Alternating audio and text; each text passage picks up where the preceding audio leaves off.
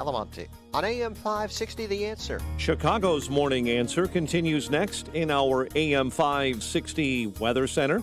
Could be a flurry this morning, otherwise breezy, with breaks of clouds and sun and a high of 32. It's 26 right now. Next news at 8. Chicago's Morning Answer with Dan and Amy continues next on AM 560, The Answer. From the Matrix Home Solutions studios, this is Chicago's Morning Answer on AM 560, The Answer. Listen to AM 560, The Answer, online at 560theanswer.com, on the AM 560 mobile app, on your Alexa-powered smart speaker, on TuneIn, iHeart, and radio.com. Let freedom ring this afternoon at 2 with Sean Hannity on AM 560, The Answer. Top of the morning, Dan and Amy. Report on Trump's impeachment trial team that the South Carolina crew left, and they've been replaced by two attorneys that he announced through his office of the former vice president that he stood up email yesterday. Interesting that the initial report over the weekend, Palm Beach friend who spoke to Trump and his inner circle, quote, he'll let Bowers, this is Butch Bowers, the South Carolina attorney who was going to head up the defense team, he'll let Bowers handle the trial in a straightforward way without litigating the election fraud stuff. The president will be acquitted again, and then he'll use his two acquittals as a badge of honor with his base. Well, since that statement was made, that Palm Beach friend must not be up on things because Bowers is gone, and so are some of the colleagues that he put together. And part of the reporting is essentially there's an argument internally between raising the issue of allegations of election fraud versus just litigating the narrow matter of did the president incite violence, that being the stronger case for the president to make, that being essentially the article for which he was impeached. And based on the vote in the Senate last week, there's not the support needed to convict. So let's just go in the direction that we're strongest, and that would be that direction. But for more on all this, we're pleased to be joined by Matthew Boyle, Washington political editor for the Breitbart News. Matthew, thanks for joining us. Appreciate it. Hey, thanks, guys. Do I have that about summed up? Where does the president stand with respect to the legal strategy next week? Well, look, none of this really matters, right? Because the U.S. Senate voted this past week. Senator Rand Paul forced a vote on whether or not the trial itself is even constitutional. So all of this now is just politics. All of this now is just a political song and dance. We had 45 Republican senators stand with Rand Paul last week to vote to say that there shouldn't even be a trial because it's unconstitutional. But former President Donald Trump is not the president. But it does matter. It does matter. I mean, if I'm a Republican senator and you come in with Sidney Powell and Lynn Wood talking about Dominion and Hugo Chavez and so on and so forth, you may force me into a position I didn't hold a week earlier. So actually the quality and the choice he makes matters, not in just in that context, but it matters for his ongoing relevance. Yeah, it does in that respect. But at the end of the day here, like the big picture here is the Democrats proceeding with this trial with the understanding that they know they're going to lose, right? So the political situation here on the ground is the Democrats know they will not get 17 Republicans in the United States Senate to vote for the conviction of President Trump on the article of impeachment that the House passed. So why are they moving forward with it? And that's the story. I mean, we had Democrat Senator Tim Kaine, Hillary Clinton's old running mate, coming out and saying that he thinks it's a waste of time, that he thinks the whole thing isn't worth pursuing. Now, he still supports going forward with it, don't get me wrong, because all the Democrats do. But the big picture here is, again, the Democrats know they're going to fail on this vote. They need right, but if it's like a circus. If it's a circus atmosphere, though, you can't be guaranteed anything. And don't you want the former president to have a strong defense and a strong legal team? Yeah, sure. And you to want just the president focus to have on the a strong inciting defense. violence charge? Yeah, you want the president to have a strong defense. We'll see how these lawyers do. I think they'll be okay. So, but I as long as it isn't Sidney Powell and Lynn Wood representing the president, and as long as it is, one of these serious attorneys, and it looks like the president's going to have a good team around him. So you can swap out the guys from South Carolina, put these new guys in. These new guys seem okay, so there doesn't really seem to be anything wrong with them. But again, a lot of the whole bigger picture here is, again, the Democrats are not they know they're going to fail. They're proceeding with it anyway for political purposes. Of course. And then meanwhile, the problem for them is the vast majority of the American public out there are still struggling with this coronavirus pandemic, and they're watching Washington play this political game on something that they know they're going to lose on. So the average American out there can wait till March or April for a coronavirus relief check so that Washington, D.C. can play its politics games against former President Donald Trump. Yeah, I mean, when they know they're going to fail. Yeah, well, you got to serve your base, and that's who they're serving. And so, and I mean, the checks, the people are still waiting for their checks from the $900 billion COVID relief dump, and now we're going to get another $600 to $2 trillion dump, and so on and so forth. I mean, I don't know who thinks they're necessarily gaining any political ground by just continuing to print money and distribute it on top of previous checks. But okay. With respect to Trump, though, going back to the trial, perhaps the way he spikes the football is just by presenting no defense at all. Your Honor, we rest, and call the question. Well, I think they should go back to his speech. I mean, there's no moment in Trump's speech on the 6th of January 6th where he encourages anybody to engage in violence or to storm the Capitol. Like, I mean, there's no moment in that speech where he says, break into the Capitol and go stop these people or something like that. He doesn't say that.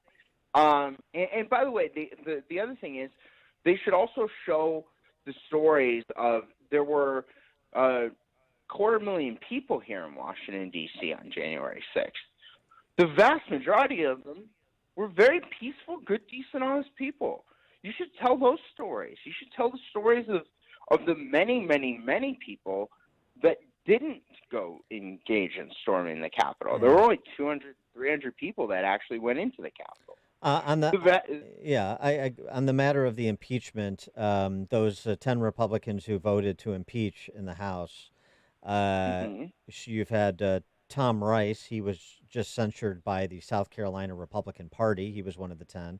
There's a movement afoot in central Illinois to censure Adam Kinzinger, who's one of the 10. And, of course, one Wyoming Republican Party also already censured Liz Cheney, who already has a primary opponent who, as you reported, is already lapping her in the polls. I mean, Liz Cheney is dead woman walking politically. Yeah, so I've never seen anything like this in a decade plus of covering anti-establishment politics. It's unbelievable to me. She is trailing her primary challenger 54% to 21%. Wow. This is the daughter of the former vice president of the United States. This was a poll done by actually President Trump's political operation. His pollster, John McLaughlin, did this poll, and then they released the memo. Of course they did. Poll, yeah, 54% to 21%. Now, this is, again, the daughter of the former vice president of the United States. She's chairwoman of the Republican Conference, so the number 3 official in the House Republican leadership. And, again, just won re-election just a few months ago. And now all of a sudden, just a couple of weeks removed from her decision to vote to impeach, then President Trump, now former President Trump, she has fallen 30-plus points behind a just announced fairly not very well-known primary challenger. That means that the people of Wyoming are very, very mad at her. I don't see how she survives a primary down the road. She also has now lost, apparently, and we've talked to several members of Congress who confirmed this, there are at least more than half of the Republican conference once are gone as chairwoman of the conference. So she's definitely in big trouble. We'll see what happens. There's going to be a big meeting of the Republican conference on Capitol Hill on Wednesday morning, later this week. So I've talked to some sources up on Capitol Hill over the weekend. They say there may be some action that happens there. So we'll see how that plays out. But I don't know how and when and what exactly shakes out with Liz Cheney's future. All I will say is that it's hard to see in a couple of years her coming back to Congress after the next election. So I don't know if she loses a vote for conference chair, if there even is a vote, what the intra-conference fight looks like. But the pathway is kind of set here for Liz Cheney. She is headed in a very bad direction for her own future. It doesn't seem like she's going to be coming back, and it seems like the end is near for her. The question is how and when does that happen? And also the same goes for a lot of the rest of these other 10 Republicans. Kinzinger, as you mentioned, there in Illinois, Rice down in South Carolina. A lot of these folks seem to be in some serious trouble. Some of the ones that are in more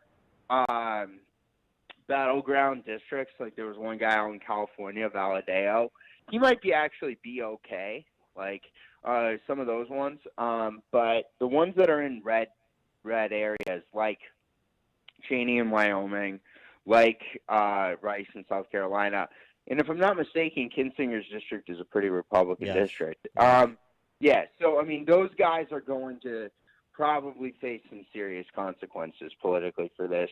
In the case of Liz Cheney, she's definitely in big trouble.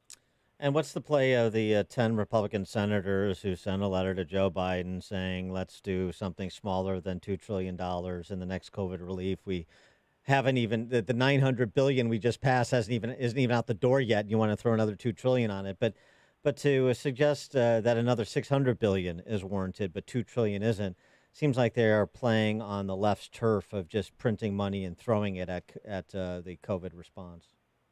Well, look, we want to see if Republicans are involved in negotiating a coronavirus relief plan, they can help steer it in the right direction. So, because if they're not involved, then the Democrats are going to do it via reconciliation. The Democrats have a majority, slim one in the Senate, 50-50 Senate, and they have the House too, a 6-seat majority over there. So they can ramrod through a reconciliation bill. At which point they would do things like last night there was a story I think that came out in Politico that 100 House Democrats have written a letter saying that they want to include an amnesty for 5 million people in for illegal aliens, 5 million of the many more illegal aliens that are in the country in a coronavirus relief bill that they can pass via reconciliation. And they made the argument for it.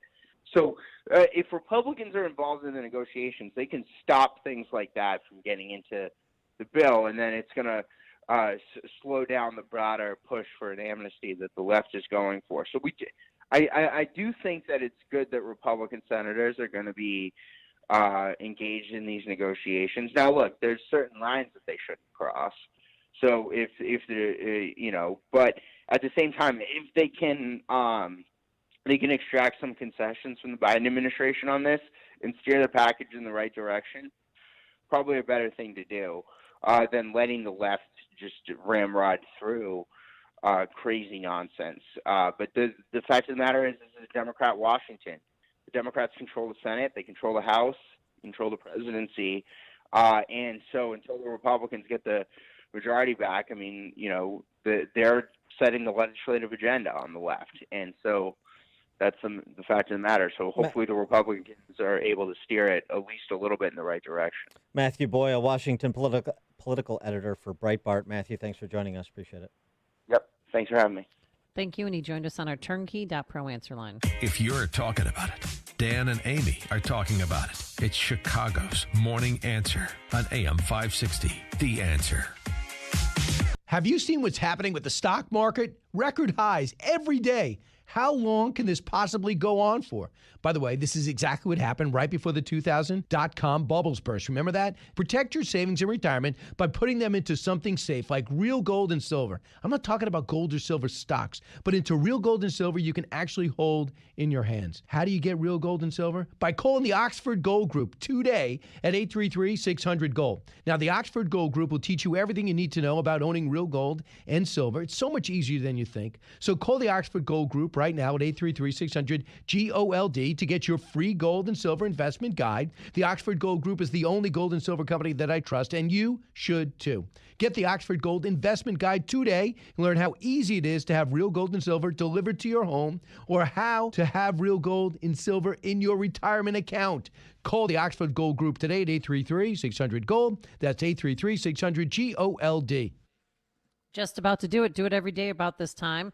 And that's take Balance of Nature. Why? I want a strong, healthy immune system, and that's why I take Balance of Nature. Not getting enough fruits and veggies on our own. That's the problem. The founder of Balance of Nature, Dr. Howard, met with him a few weeks ago, and he told me basically 70% of the